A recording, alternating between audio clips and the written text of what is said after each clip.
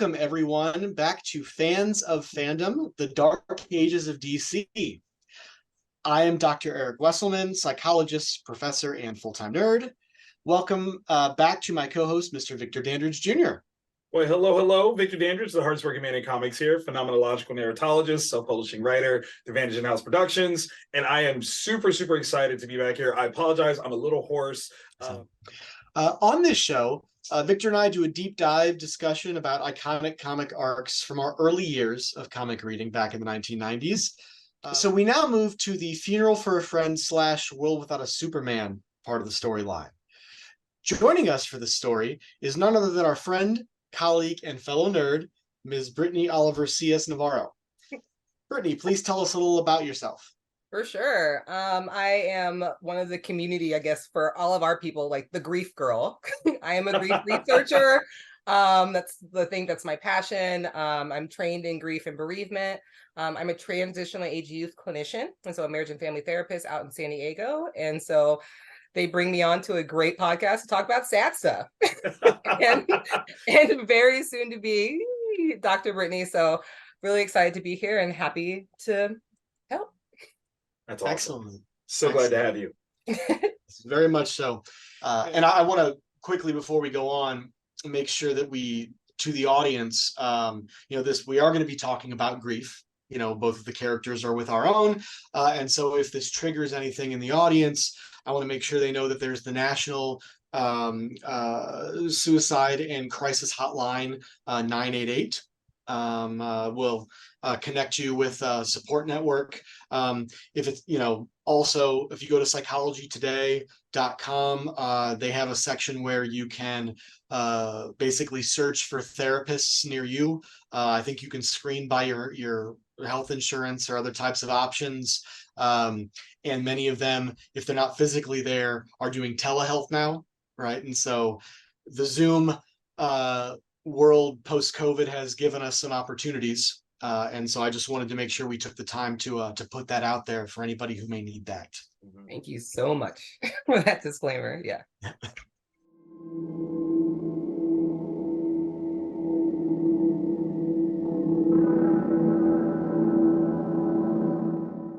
Alrighty, so let's actually get into the story proper. Yes. You will start with the prologue, included in some versions, but not others, and someday I'll get over that. Justice League 70. Justice League America, excuse me, because there were a couple different at this time. That's true.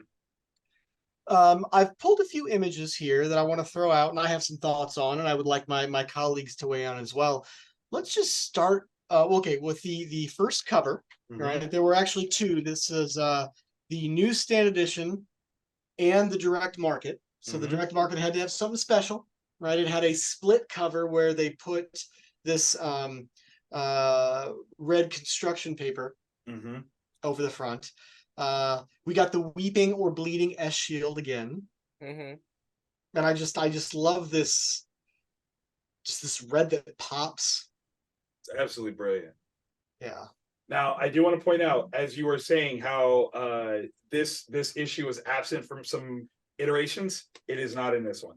So if you do have this one, it is not in there. Like I'm double checking. Oh wait, maybe it's in the back as a secondary one, because it's not listed as first, which I think is interesting. So what I have as the first piece is adventures. So that's again something to take note. To jump into this one though, I had the direct market one with the flap. For whatever reason, that red piece of paper was important. Like it just made you feel so like I got the cool, valuable one. It was real. I did wonder though if there was something about the Comics Code Authority making them cover a Beetle, and that's why they put it on there. Yeah, because I mean, this is okay. So what you see to the left here is Booster Gold. There's a lot of people that wouldn't even recognize him, that's who that is. His suit had been shredded in his fight with Doomsday. So he was rendered essentially powerless. And he's holding Blue Beetle, who was beaten unconscious horribly by Doomsday. Holding him in this very prone position, I have to wonder if maybe by design, that's why the flap was put over there, because the Comics Code Authority would not allow this to be regularly featured on the cover. The newsstand got away with it, either because it came out second or something like that, or predominantly because, or presumably because, the way newsstand shelves were set up, they were slatted, and so you would only see the top. You would only see Justice League America. You wouldn't see the actual figure until you got the book and pulled it out. But chances are you're only pulling it out because you're looking for Justice League number 70, not that the, you know, visage of Beetle like this is what sold you the book. Well, now I'm interested in this because the only other sort of split cover that I remember seeing, there may have been a couple others this time, but the only one that like immediately comes to memory is the Breaking of the Bat issue of Nightfall, Right, where they did that too. Yeah. And so now I'm curious which side Batman's head is on as Bane has him, because that's a good question. if it's on the left, then it would be covered. Right. And I'll check that out whenever we're done here, and I'll go ahead and insert it into the video. Excellent. So as we're recording, it'll be a mystery, but I'll solve it later. In real time, people. That's how we do it. I love it. Yep. Absolutely love it. So, Brittany, what strikes you, since you may not have seen these covers? Again, going back to sad stuff, the intentionality of the morning after, figuratively and literally, because it's the morning and the morning. Yeah. Right. And then in all of these frames that you've shown, at no point is there a body shown. Right. And so I think that is, again, essentially trying to hit at emotional targets of saying, like, the depth and despair of absence, of what does that mean truly for each individual who is like reading this. So if, again, with like, there's no open casket, we're going to show just pieces of cloth as opposed to some physical manifestation of this person. And even going to like kind of what Victor was saying earlier, like the choice of Black. And when we think about grief and loss and going out of the light, and so again, like all of these things are so beautifully like attuned to like the grief experience. And I really do like that sentence, like the morning after begins here, because it sets you up into a position of you don't know what you're getting into. And that's how loss is. Like your next day may be something completely different, completely extraordinary, completely ordinary. It is an adventure. And that's going to be your adventure throughout. And what great marketing to have an idea of, we can do endless things with this, because no one's grief experience looks the same. And so now we can have different side storylines, we can have character development that looks a different way, heroes that rise up, because here is this pivotal thing that is absent. And so now, if any of our lives, for the people who are watching, when something this big is absent from your life, who are you? And not only do the characters get to figure that out, but you do too, reading it.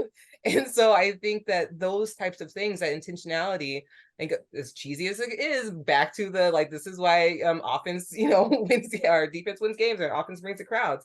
This is the longevity that they're keeping, or allowing for the people who are ingesting this information to build new relationships and understand themselves in a different way. Because if they saw themselves in Superman, or saw their family members or friends, now I get to really in vivo imagine a life without them. And if it is myself that I saw as Superman, well, who am I? Right. If I am lost? So now I get to reinvent myself in new characters too. So it's pretty brilliant, like, to really like start a story with the death, like a new lineage of like how this propels everybody's narrative, like here on out. It's really smart, because so many of our lives are going to start in a new way after substantial loss. Yeah. I think one of the other really interesting things about this too is the setup of personalities that are showcased with this cover design. when you look at it, even if you just go off of the 4 that you can see with the flap, there's some very important things that are happening here. Guy Gardner looks menacing. And a huge part of that is because in so many different ways, Guy was very dismissive of the importance of Superman out of jealousy. Guy had every like romantic intention towards Ice. And at the time it was written that Ice kind of had a big crush on Superman. Because again, where it's ubiquitous today, Superman was not married to Lois at the time of his death. They were together, but they weren't husband and wife. And in fact, that storyline, as the legend goes, is how the death of Superman started. Was they were going to have them get married in the comics, and because of Lois and Clark wanting to do that first, they were told to scrap their entire storyline and start all over. And famously go, let's kill him, and then they actually do it. So you actually had this opportunity to play up almost a love triangle or quadrangle, if you will, where Superman may not even have been necessarily cognizant of Ice's intentions towards him, as well as Guy's intentions towards Ice, because he was so focused on Lois. But this was kind of using him as this very strong figurehead of emotional resonance for these characters. Ice, had an infatuation with him. Guy had this jealousy of him. Bloodwind stands in shame, as does Maxima, because those are two of the most powerful characters on the team, and they weren't enough to help him. That's a huge blow. Maxima, prides herself on being this warrior queen who can go toe-to-toe with someone like Superman. And in fact, throughout the story, she does hold her own very well alongside of Superman. And it's only out of his request that she's not there to protect him. Like, ideally speaking, and if I'm being honest, I think it's true, if Maxima was there, Superman wouldn't have died, because their power level together was enough to potentially hold Doomsday at bay, especially if Superman had gotten to that point where he decided, I am going to kill him. Like, I can't beat him and make him stop. I have to kill him. She would have been the one person, as continuity had it at the time. Later on, we would see that Wonder Woman would be a great, counterpart to that as well. But she would have been one that goes, all right, let's do it. And they would have done so together. And, there's an aspect of grief for her that is, I wasn't there because I was being the soft one and helping Blue Beetle and doing all these other things. Like, I wasn't helping like I could have. Bloodwind, same thing. Finding out later on that he is, actually Martian Manhunter. He's dealing with a different sort of survivor's guilt. This is another last survivor of a species that is now gone, and I could have helped if only I didn't have, susceptibility to fire, or if everyone knew who I was. Like, there's a lot of things that they play on with just this imagery of showcasing individual aspects of sorrow for each person, and it's beautiful. Which is important. And right. Sounds cliche, but again, everyone's their own special snowflake at different levels of resilience, and your grief is going to look different, not just because of relationships, but lots of many different factors. So it's how close were you to the death? How long it's been, like how you're grieving, who you're grieving, not just like relationship dynamics, but what this person means to you. Like, there's so many things, and to display it intentionally, again, is important, because then it justifies and recognizes that each one of us is going to experience something uniquely, and it normalizes it. That's the most important part, is that no character on here is wrong at all. But their lived experience is going to be demonstrated artistically. And so I think that that's the nice thing that echoes in these types of this type of media, is that we can represent an emotional feeling or experience solely just through this mechanism. And so that's what's really great that you've made that point. So let's move into the, like, obviously we get hit with the cover itself, right, which already tells us so much, and that's the hook, right? That's the pick me up and buy me. And we pick up the book and we open it, and the second and third page is this beautiful horribly beautiful double page spread, which connects us to these characters where we last saw them in 75, right? You know, Blood, Wind, and Ice had just shown up right at the death blow. And we get this, well, I'll stop there and let you talk. Like, what are some feelings you have of seeing this? So, are you guys horror movie fans at all? No. Okay, so it took a long time before I experienced it, but what this brought me to in recollection, because I actually saw this happen in cinema after reading this, but the transition between Halloween and Halloween 2, that's what this always reminds me of. Picking up immediately afterwards shows that there is this very strong sense of grounding you in the trauma of what has happened. It does very interestingly take a very quick turn.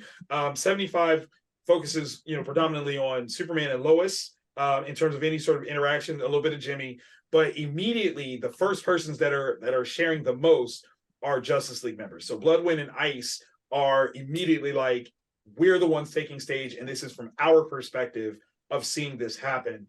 And that becomes something even more pivotal, because in the eventually the Superman iteration, it goes right back to more Lois and everybody else. So this one is such a pivotal space of seeing the wider range of, again, the DC universe and how these characters truly saw him. Because I think that's part of the declaration here is when you say funeral for a friend, what does that mean? Is this just somebody that they knew? Is this somebody that they worked with? Like, or was he really somebody that they cared about? And that's what we're kind of seeing here in a big bad way, where it's not just a matter of, oh, let's call Superman because he'll knock him out. We weren't, we didn't get here in time.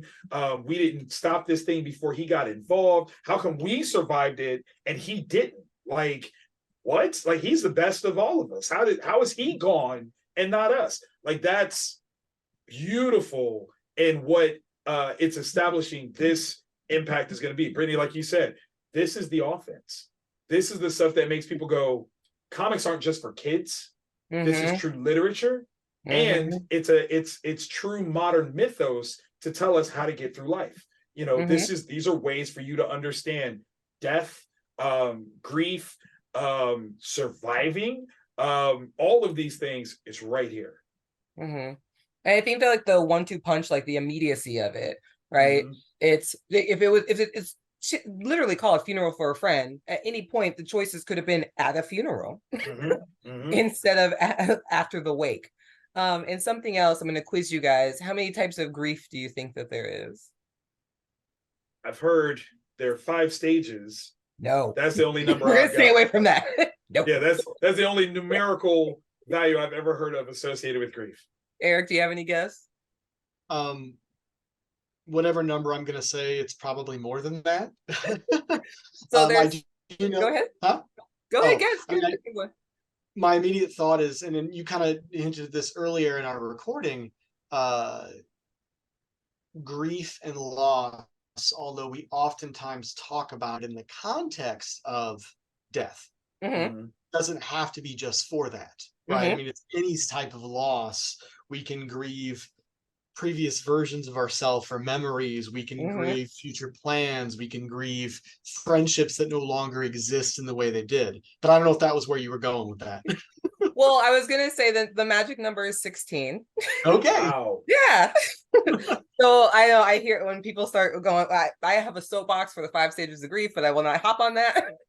but again, like, I think that the importance of these types of this literature is that you see that there's not one way to grieve, as we've kind of hit on earlier, that Victor so beautifully and eloquently was talking about. It's like he said, like, you get to see from their perspective. And is this one of the few times that we don't see, I don't know, I'm trying to figure out how to word this. It's essentially just like the hero's arc is everyone's, as opposed to it is solely his. And so that's this unique version of how they're interacting, because now I can base off my experience off of your experience, and we have this collective grief, and how somehow simultaneously I have this individual grief. And kind of like what Victor was saying earlier of just how, you know, people are posed in the Justice League America, the front of it of just being like, oh, okay, well, my collective grief is going to look different than your collective grief, and then how does that function as I relate to the survivors?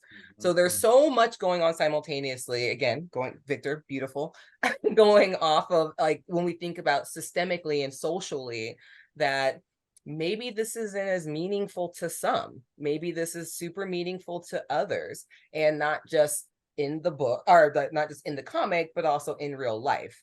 And so we'll way full circle of how am I relating to this story based on how they're relating to the event. And I get to kind of choose who's my hero and who's my grief kind of narrative that I think that I would play into, because I don't know. And so I think it's really, again, really, really smart to kind of, have you guys heard Mothman prophecies? To have that big scope. For those who don't know, it's essentially like this idea of, you know, there are people in the world who can just see the street level, and there are people on the top of the building. So this is a top of the building type of adventure to really see like what's the actual scope of the story, as opposed to we're just talking about a super fighting a super. We're talking about the totality of what it means for the world.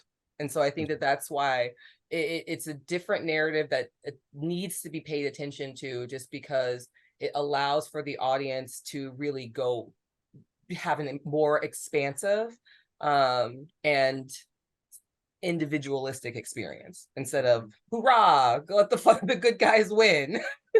It's emotionally like expansive. Yeah. But and the term used, expansive, I love on multiple levels. The immediate one that comes to my mind now is when I look at this double page spread, which are not used very often, right? So they're meant to catch your attention narratively. We have here this God's eye view, right? So a high angle, almost very high angle view of these characters, which normally is employed to sort of make these characters feel small, right?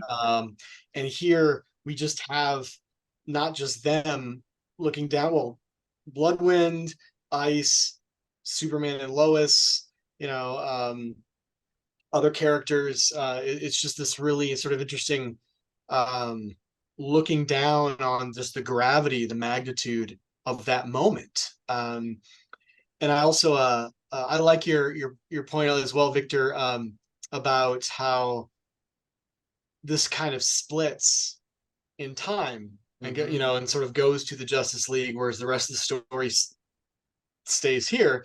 Right. And I wonder if that's not why it's either not collected in the main arcs, or if it is, it's maybe put towards the end, because it takes you so far away from the main action.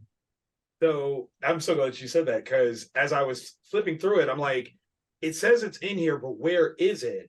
And I found it. Okay. What's interesting is, okay, so I would say that this is an interesting facet of editorial, not necessarily being involved or not necessarily having the same conversations with everyone. And the reason why I say that is where this picks up with almost the immediacy of right after he has died, right? The actual Funeral for a Friend part 1 that's in Adventures actually has a brief stint where they are trying to revive him. And in this particular one, it is seemingly after they have tried to revive him, because they actually, and we'll see it in just a couple pages, they actually have determined that Superman is gone.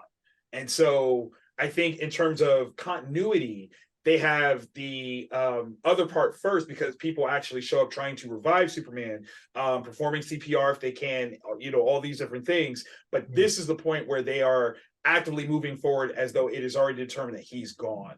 And so as a collective, that's a hard thing to make a decision for, because when you have one that says part 1 and this is the prologue, prologue technically should come before, but just as a editorial piece, I think that's probably something that, there's a lot of juggling, storytelling that was happening. Jerry Ordway wrote this one. Dan Jurgens wrote the Adventures piece. So they didn't necessarily communicate where they were starting in this bit of the journey. They both, kind of came at it from different points, and it kind of created a little bit of confusion. So I can see that being the reason why it's placed differently than what you would expect.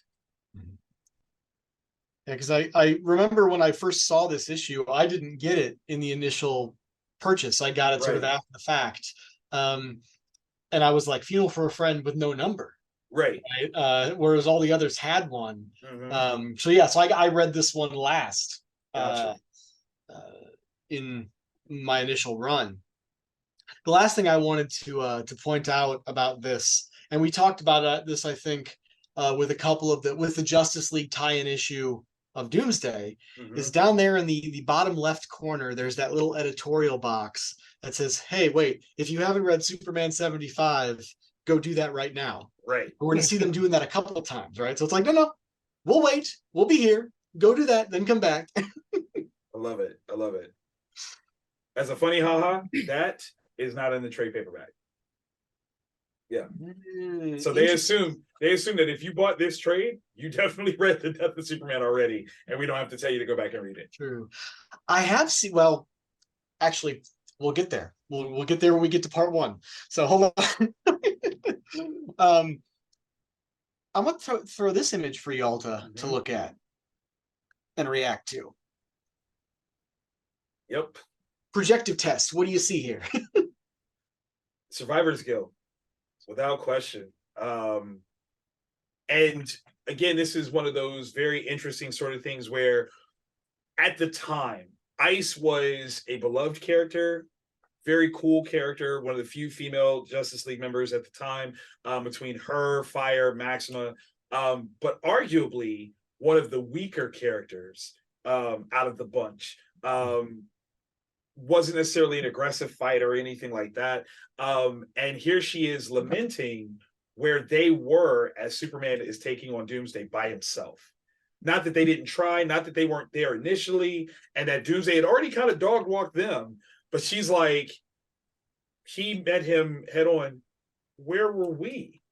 Why weren't we there by his side fighting at the end? Like, what? Why did we fail? And I think this becomes, again, even more of a prescient sort of conversation when you see the other people that show up at the end of this issue. Because then it goes, well, yeah, where were you? Like, wait a minute. Like, at the end, it was just him slugging it out. Where was everybody?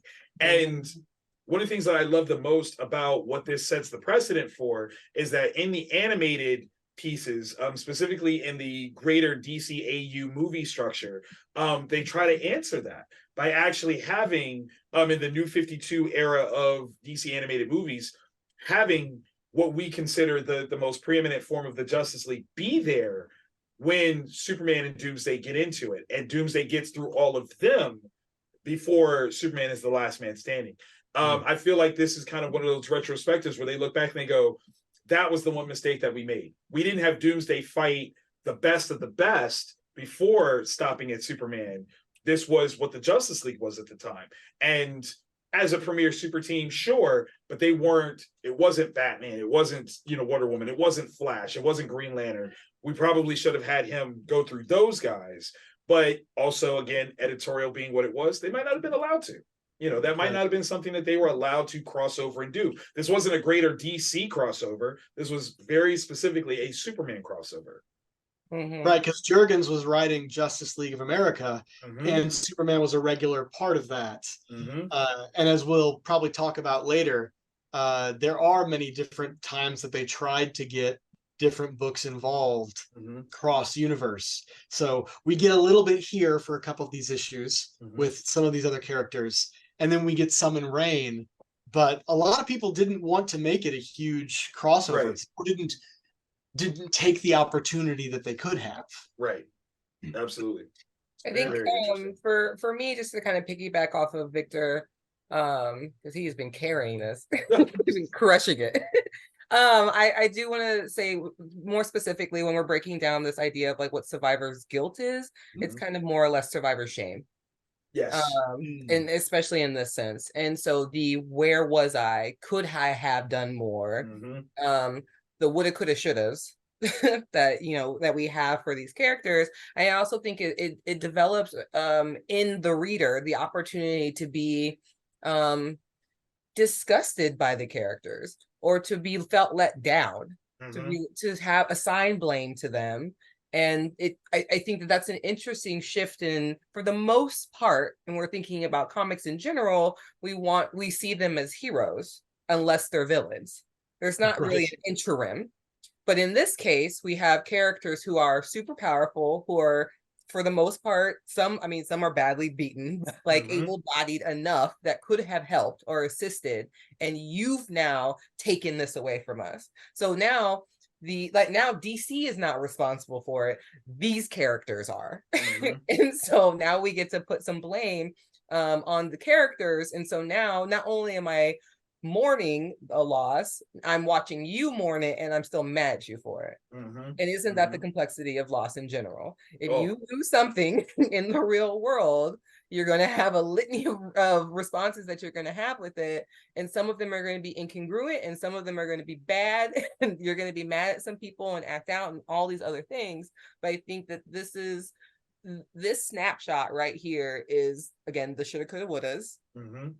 And the readers then get to either befriend the characters and feel bad for them, or they get to have a new complex relationship of, I liked you. I was happy when you were in these in these narratives, and now you've taken out the biggest at the time, the biggest hero. True. If you've assisted in some way. Yeah, Brittany, I like the sort of nod you made there to grief. Oh, no, sorry, not grief. To guilt versus shame. Can you unpack a little bit more the distinction there?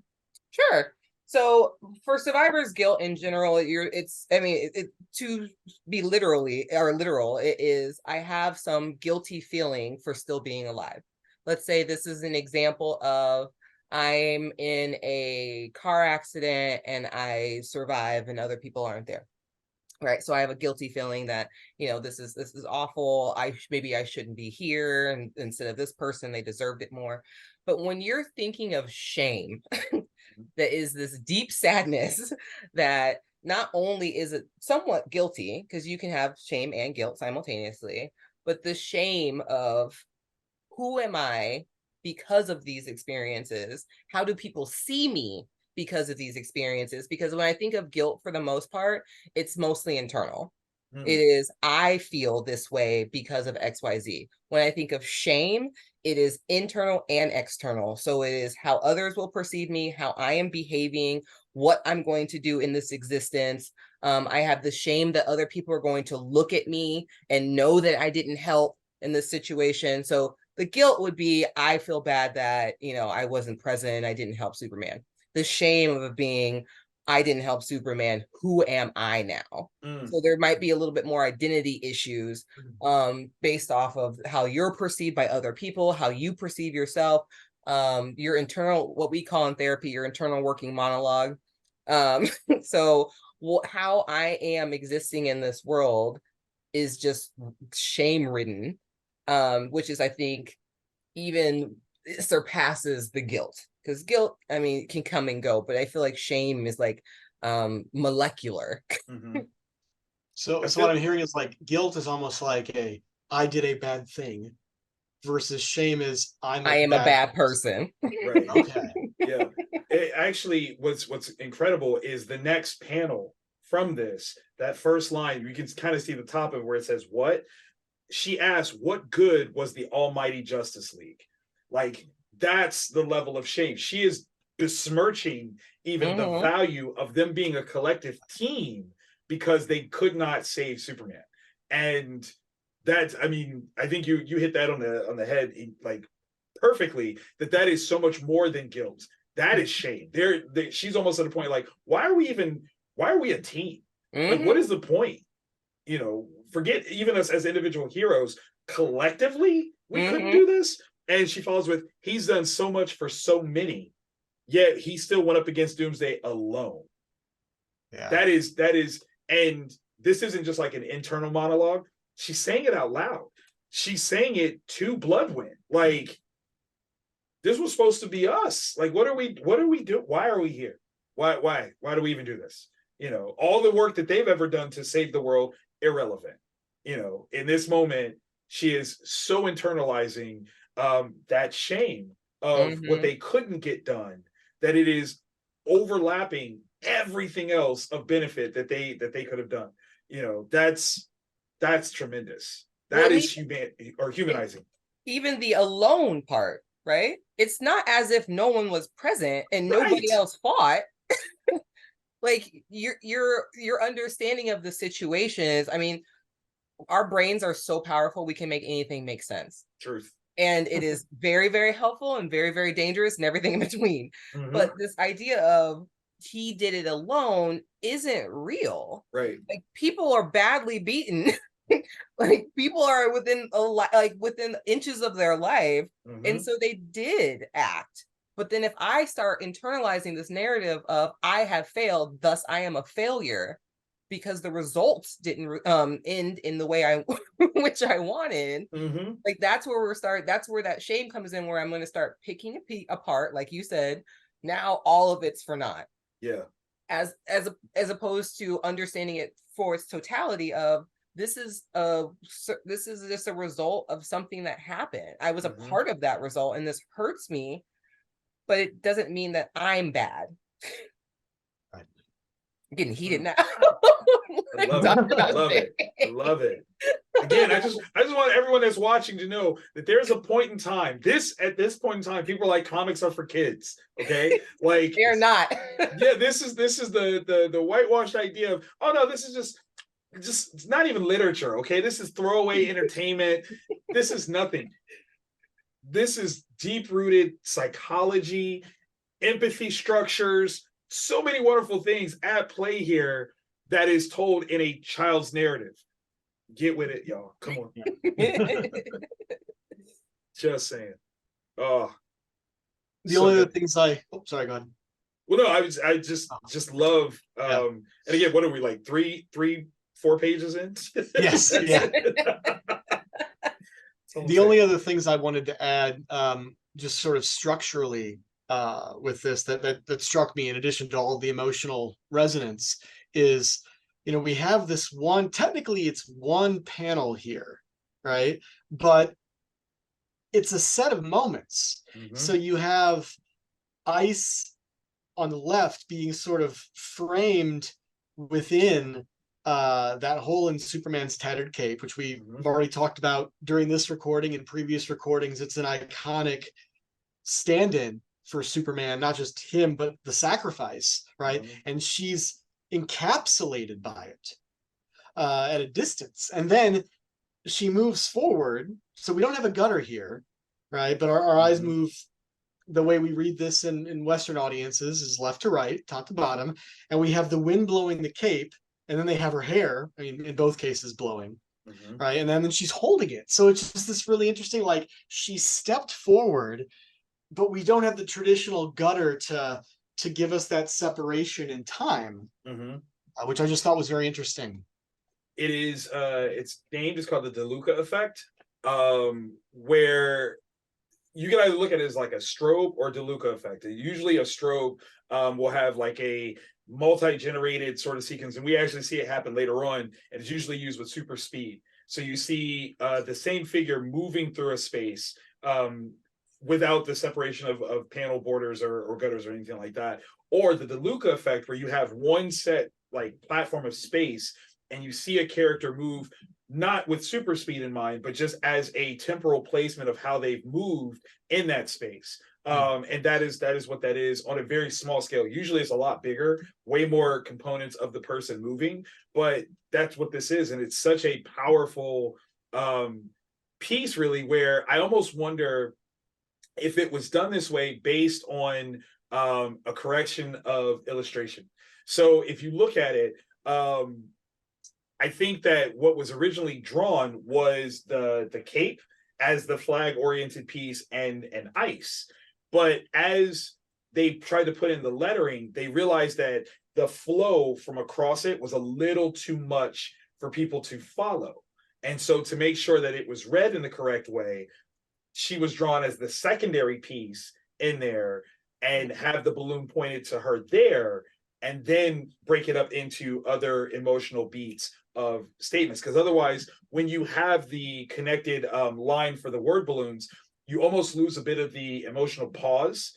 You read it differently. So, you know, Superman was the proudest, most courageous man I've ever met. Even though that monster, like, you just keep going, but once you break it, plowed through the entire Justice League. Superman met him head on and did what he had to do. And where were we? Like, it becomes very emotional by the way of you having to travel through the page in order to even find what is the next line in order for you to read it. It's poetry. Like, that's the way this is set up. It's not just a matter of someone saying something. It's affecting how you're supposed to hear it. And that's huge. Right. Because they could have easily, I mean, if you look at what I have just the sort of tops of the two panels below, right? There is a ready-made gutter place that they could have just continued up.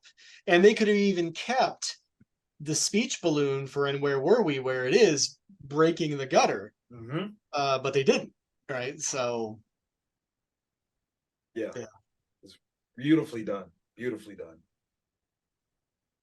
Well, the only other major sort of panel I have pulled for this issue is another double page spread at the end. And I pull this out because this is where, Victor, as you mentioned earlier, they bring in all of the other, A-listers who are former Justice League members. And this is also where they introduce narratively the armbands that those of us who bought the polybagged edition and dared to open it back in the day got our own armbands. This is where they bring that in. Absolutely. This page in particular is super important to juxtapose it with the cover poster image. One of the things that was very important to me as a reader was the introduction of the chronology of the DC universe. And this image is a direct representation of that. We have the heroes of today, we have the heroes of tomorrow, and we have the heroes of the past. So, they don't even make like a big introductory like splash of characters like Jay Garrick or Alan Scott, who are in the far right or upper corners there. Jay Garrick being the original Flash, Alan Scott being the original Green Lantern. They are Justice Society members, which would be like 1940s, 1950s era superheroes that were replaced with the onset of the Silver Age by way of Barry Allen and Hal Jordan. So, like, having them there, that's the past. That's showcasing how important Superman has been, because he does in fact predate them as literal characters. But in the essence of, they've established that the Justice Society Golden Age era characters kind of led the charge and kind of inspired the Silver Age iterations. They're the past, and they're showing reverence for this new kid, so to speak, that came in and led the way, and it was so very important. And then you have, Batman, and you have Wonder Woman, you have Aquaman, Power Girl. These are the current iterations of heroes. And then you have the future, which is represented by the Titans, which is Nightwing, you have Firestar, and to a degree you have Tim Drake Robin. So you're seeing three different levels of importance that Superman has in terms of heroics. It goes even deeper when you look at the cover here, because you actually have characters from the far-flung future through the Legion of Superheroes that appear here as well. So it's kind of a statement of how important Superman truly is to the greater whole of the DC universe. And again, as a new reader to comics, this was huge, because it was giving me people to kind of learn about and see where they fit in this greater context of time within the DC universe. You talk about an introductory class. it was perfect. This is, this iteration of Hawkman. I have to understand that this is more of a Thanagarian aim for Hawkman, where he's using more technology than having feathered wings. And that's what this is. And this is a different, iteration of Hawkman that has been seen in previous Justice League episodes or iterations. There's a lot of stuff that, you have the fertile ground to unpack. And as a new reader, that's what I jumped right into that. I'm sorry, I geeked out all over you. No, it's all good. No, again, I'm going grief stuff. Let's go. I think about, are you, and I'm from the Midwest, are you guys calling this the patch or the bag? For the armband? The armband? Yes. Yeah. Okay, yeah. Armband. So in these armbands, like I think it's fun to think about what we would call grief traditions. And so it's integrating some part of this person, whoever we've lost, especially when it's specific to death and dying, into your life. And so for all of them to have these armbands, that's showing some sort of unity in their grief tradition. And not only do you get to see it on the page, you can also purchase one. So the marketing is smart. So then we get to have an experience in which I'm even in vivo connected to a character, and not just one, all of them. Yes. So I think that again, like the powers that be are very intellectual when they're thinking about the emotional experience of people, because it's not just and again, going back to Victor, what you're saying, like this is not just a kid's thing. If I show up at school with this arm badge on, or like it means something, and then we get to have conversations, and now I get to see you differently because you have it on too. And so now I get to find my community based off of this grief tradition. And so now this is so important to like why the fandom is so big and why people cosplay and go to Comic-Con and like go and have a community in this world together, is because I get to see a little bit of me in you all the time. And I think that's why this is a really, really beautiful picture, because yes, of course, like on the page, it's like there's some solidarity, there's connectedness, but it's why it is happening. Because we're doing this because meanings matter. And this is meaningful. So going back to you, going off of, again, off something you said so brilliantly, like, this is why it's not just for kids. It makes a difference because it starts on the page, and then it affects us in real life all the time. And I think that that's kind of like the beautiful story of collectively having this loss, because not just here we see loss, we see it around the world too. And maybe this is like, especially for young people, like if this is, this might be your first loss. And so you're being educated on what are grief traditions, what are grief expectations, how do I have a relationship with other people when I'm sad or hurting. I get to almost pre-plan it for when it happens in the real world. And so again, it's super meaningful for the takeaway for the audience to know that these aren't just stories. These are stories representing real life all the time, and you take away so much more than you probably think. And shows, comics, books, movies, all of that stuff. Everything. Like, and we might sound like you're stepping on another soapbox, but I really do believe that. And so even something as small as this image might stick with you for the rest of your life, because what happens when Victor, who is so connected to this story, goes to a con 6 years from now and sees somebody with this armband? It means something, and Absolutely. It will always mean something. So I think that that's what's really great about this picture. I have to wonder if on some level, the importance of this series, not just on pop culture, but on general culture as well, played out in ways that we don't even think about. So we have this armband to represent, Superman. How many other, I don't even know what to call them, impactful events or sensibilities of identity are represented by a shared flag, if you will. We now know that it's commonplace to identify cancers through a ribbon. I think this predates the Susan Komen pink ribbon for breast cancer. I think this predates that. I think it predates visibility flags for gender and sexuality. But these are the same functionality of representation and collectivism by saying, I am you, you are me, we are us, and this is our space together. This was one of the first times that I had seen something like that in pop culture. And as I'm growing up through the 90s and it becomes more prevalent, I think I might be more accepting of it because I got to experience it here first in a space and place that made sense to me. Oh, this guy died. Everybody's wearing this as commemoration. That I'm with that. So then, you have people that suffer through cancer, and sometimes they survive, sometimes they don't. And through commemoration, we wear this thing, and then we represent. You're like, oh yeah, that makes perfect sense as to how we will collectively identify of a unified struggle, a unified experience, unified loss, and here it is, right here in comics. Again, not for kids. It's not limited for just kids, or even if it is for kids. It's a way for kids to experience the greater whole of life.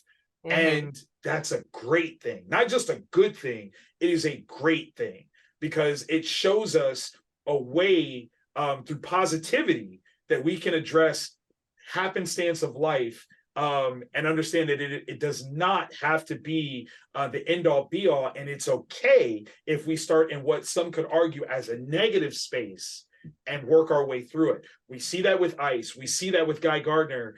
We see that with all of these folks that show up that have their own cross to bear when it comes to their perspective of where they were in relation to the death of Superman. It's such a wonderful and very powerful thing. Well, and we we keep circling around this idea of the pushing back against the popular narrative of the time that or the popular belief that comics were just for kids, right? And I like how you said it's not just for kids there, right? Because people could get this could be the first time you read it at any age, right? You could reread it at multiple times in your life. Here we are, three intelligent, experienced, adults, and we're getting things out of this that maybe kids don't, or maybe not at the same level because they don't have the same experiences that we do, but it's serving a didactic and bonding function for people of multiple generations, right? And that's storytelling is one of the oldest forms of cultural communication, right? And one of the things that stories did was to bond and to educate, right? And so the best stories were probably the ones that could be consumed multiple times or by people of various ages. Well, and I think too, just to piggyback off of that, when we're thinking about grief and loss, and we're thinking about death and dying specifically, you should use the word died or death. And so the death of Superman for young audiences is going to resonate differently because at the age of 5, we can understand what death means. And we should be talking about what death means. It shouldn't be grandpa went to the farm or your guinea pig is in heaven. They need concrete words. And so when we're saying the death of Superman, the funeral for a friend, that permanence actually helps the development of children and young people who are interested in reading these types of comics. So it's a good thing that they get exposed to this type of stuff because developmentally they kind of need it. So true, especially if you consider again, we have this idea of lessening through temporal dissonance of the impact, but the fact that they still refer to it that he died, it's not that we misunderstood, we thought he died, but they're like, he died. There is no two ways about that. He absolutely did die, and through Kryptonian something or other, he was able to come back, as we understand it. But no, this guy did in fact die. They did not lessen or diminish it to make it more palatable on a kid-friendly level. Oh no, he was just sleeping, or he just needed to recharge. He depleted all his power. No, this guy died. That is the truth of it. And everyone deals with it with that sincerity of truth. We're not even talking about was it that I saw where there's someone saying that I don't believe he's gone. I don't believe he died. We saw that with Batman, RIP Batman, where spoilers, this is a few years old, but he gets hit with Darkseid's Omega beams, and the question is whether or not he died or not. In truth, the story is he got shunted through time, and there were other people that didn't believe that he was actually gone. That is not what we get here.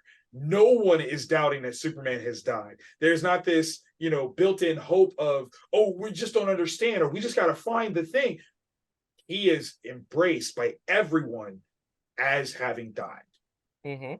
Yeah. They, throughout all of the interviews from the time they announced that, certainly through even the return and reign, they were very clear to say, no, this isn't a cheat. He actually died.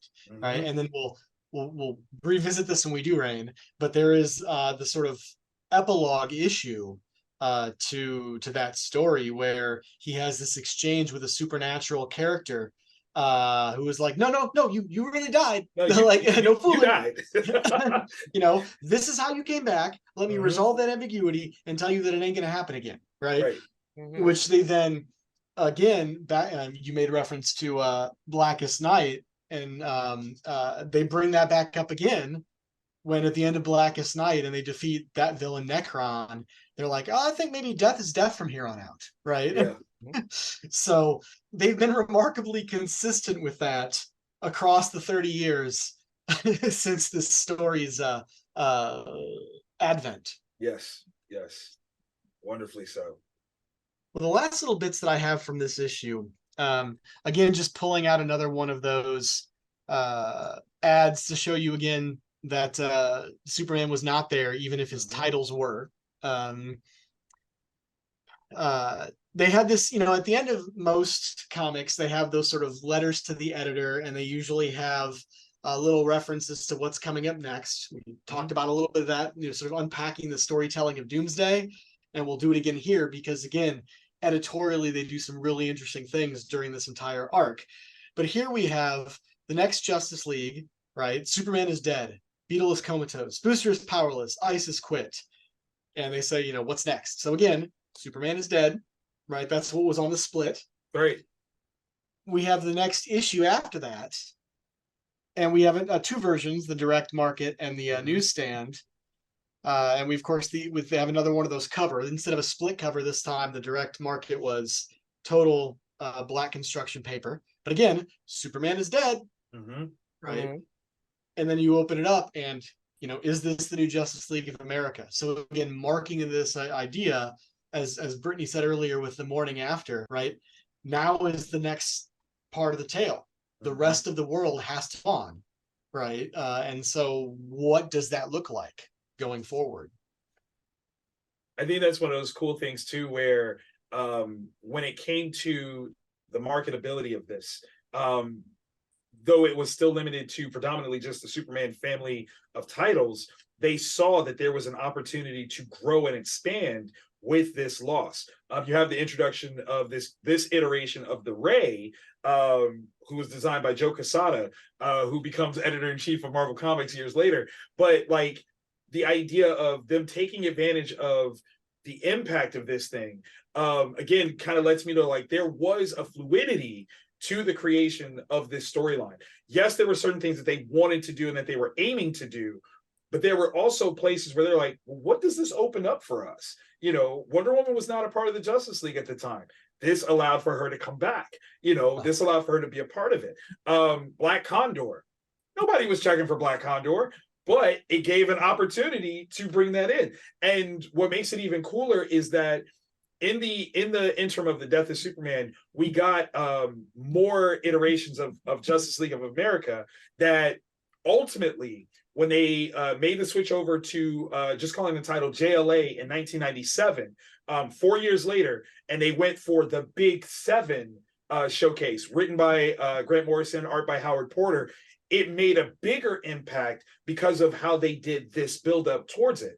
And again, this is one of those things where there is a lot of hindsight that you look at and go, oh, well, that was kind of cool. That was, that was this or that was that. But when you were there and you saw it happen, it has such an organic sort of messaging of how stories happen, and how, you know, you can plan for, you know, all these big events and things like that, but sometimes in the midst of it, you kind of reconvene and go, where can we go with this? You know, are we maximizing the opportunities here? Because this is a business. Like, let me, as much as I love the art form of comics, it is a business. And there is a point where the business has to check in and go, how are we maximizing what we're doing here? How do we make sure that what we have here, we don't drop the ball? As a personal reference, I'll say that the MCU, that is the problem with the MCU right now. They had a huge moment with Endgame, and while they decided to continue, the question wasn't how do we use Endgame as our starting point to make sure that what we continue with will keep the same momentum and growth as what we built to Endgame. That's been like the biggest critique I think I've heard of anyone saying. And this right here is a showcase of a time and place where they had that level of intrigue and interest, but actually maintained it very, very well. My biggest takeaway of again, brilliant. I'm like, don't come for Black Condor. Listen, I'm just saying, like, when nobody checking for him, I love me some Black Condor, but when nobody checking for him, like, you know what I'm saying? Black Condor at the time, like, and again, comic book nerd, let me pull out Actually's. It was basically like a series of pilots. Like, people don't even, like, that's the new iteration of Black Condor. It wasn't the pilots, it was him, you know, and that's, yeah, a lot of cool. I just thought it was funny. Brilliant. So true, though. So true.